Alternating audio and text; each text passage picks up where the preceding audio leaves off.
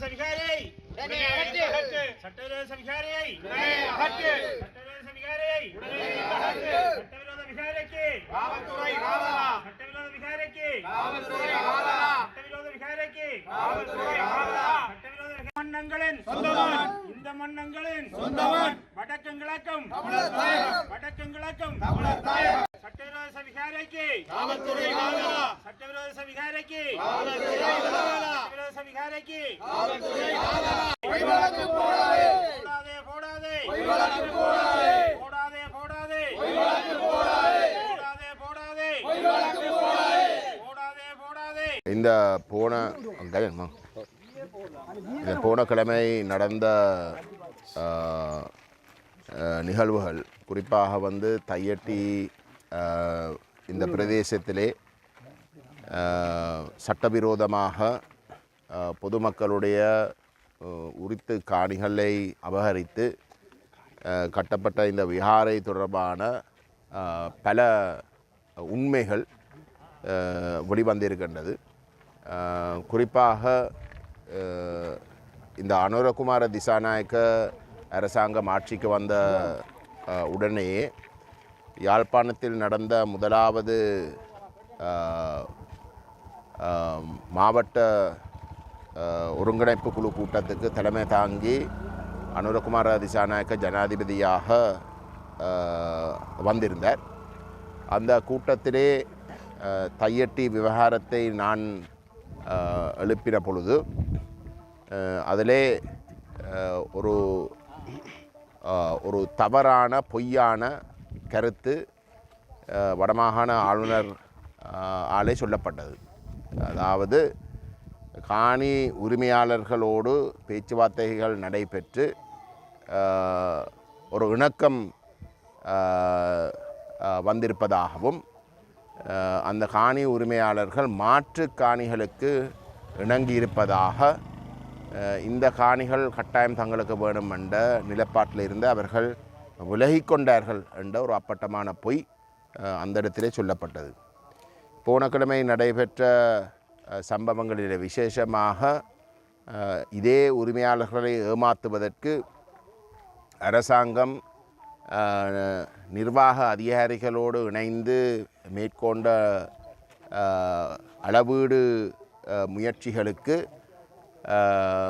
எதிர்ப்பு தெரிவித்த உரிமையாளர்கள் தாங்கள் மாற்று காணிகளுக்கு எக்காரணம் கொண்டும் இணங்க தயாரில்லை என்றதும் தங்களுடைய சொந்த காணிகளை தங்களுக்கே வழங்கப்பட வேண்டும், தாங்கள் அதில் எந்த விதத்திலையும் வந்து விட்டு கொடுப்பதற்கு தயாரில்லை என்ற உண்மை இன்றைக்கு கிட்டத்தட்ட 2 வருடங்களுக்கு பிற்பாடு வந்து உறுதிப்படுத்தப்பட்டிருக்கின்றது, நிரூபிக்கப்பட்டிருக்கின்றது. அந்த நிலைமை தான் இன்றைக்கு தொடர்ந்தும் இந்த தையட்டி சட்டவிரோதமாக அபகரிக்கப்பட்ட பொதுமக்களுடைய உருத்து காணிகள் வைத்துக்கொண்டு சட்டவிரோதமாக கட்டப்பட்டிருக்கின்ற விஹாரை அகற்றப்பட்ட அந்த காணிகளுக்கு அந்த காணிகள் சொந்த மக்களுக்கு திரும்ப வழங்கப்பட வேண்டும் என்ற போராட்டம் 3வது வருஷமாக அந்த மக்களாலேயும் அவர்களுக்கு ஒரு துணையாக நின்று நாங்களும் இதிலே ஈடுபட்டு இருக்கின்றோம். இந்த போன கிழமை நடைபெற்ற சம்பவங்கள் ஒரு உண்மையை நிரூபித்திருக்கின்றது.